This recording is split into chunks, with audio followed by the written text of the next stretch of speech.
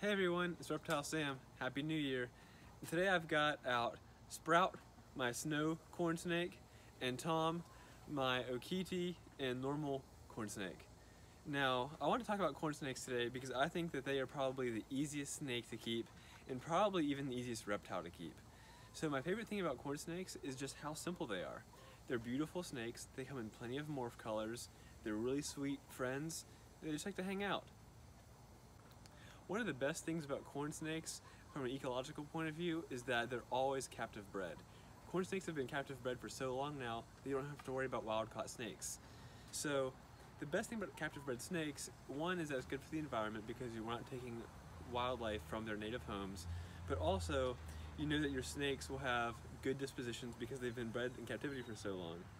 So Tom came from the Bowling Green State University Herpetarium, so he was bred at a university lab. And Tom is a very healthy guy. See, Tom's a very long snake, very healthy, very active, and a really fun snake to hang out with. Sprout was also captive bred, of course, and I got her at a pet store in town where I live, and she's very healthy too. So both snakes are captive bred, and I'm looking forward to possibly getting more corn snakes in the future from various breeders I follow on Instagram, as well as doing a lot of research online. Let's talk about corn snake husbandry for a moment. Corn snakes are really easy to take care of. Corn snakes usually can be happy and live well in a 20-gallon long aquarium, which is what they are both living in right now.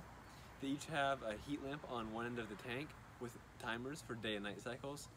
One of the best things about the corn snakes that I have is that they're great feeders. They rarely ever turn down food. Sprout is well over a year old and she's never turned down a meal. And Tom hasn't turned down a meal since he was feeding on pinky mice as a baby. So when it comes to having ear frozen feeder rodents, they'll never turn down a meal, so you don't have to worry about wasting food products. And like I said, they're very curious. You can see Tom is completely inside of my shirt right now. So I'm gonna get him out and then we'll keep recording.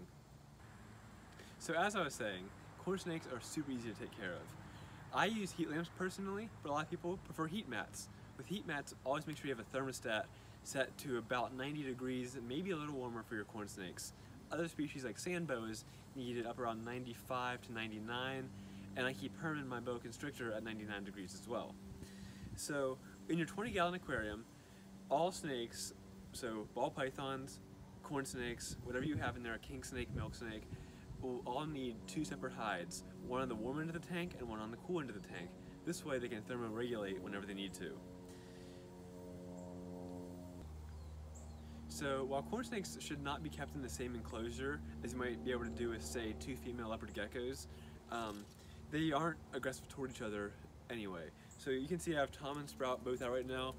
They don't really have any interest in each other. They're not trying to mate. They're not trying to attack each other. They're just okay being around each other. And they're also the same way around people.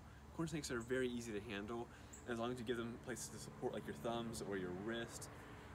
If you're wearing a watch or rings, they will wrap around those. They're very easy to handle, and while they shouldn't be housed together, a single 20-gallon long aquarium can house most corn snakes for most of their adult lives. Tom is just now getting big enough where he is starting to outgrow his 20-gallon long, and so I'm planning on implementing a snake rack system soon for my snakes, which will give them more floor space and less vertical space. Most snakes will take much more advantage of floor space than they will vertical space, especially snakes like corn snakes. It wouldn't always work for arboreal snakes like green tree pythons. However, as long as your snake has enough floor space, they'll be happy. One good rule of thumb is that the length plus width of two sides of the enclosure should be at least as long as the entire length of the snake. So if you have a 6-foot long snake, your enclosure should probably be 4 feet long by 2 feet wide. This has been Reptile Sam with Sprout and Tom. So let me know if you have any questions about corn snakes, probably the best beginner snake there is, and I'll be happy to talk with you guys. So until next time, I'm Reptile Sam.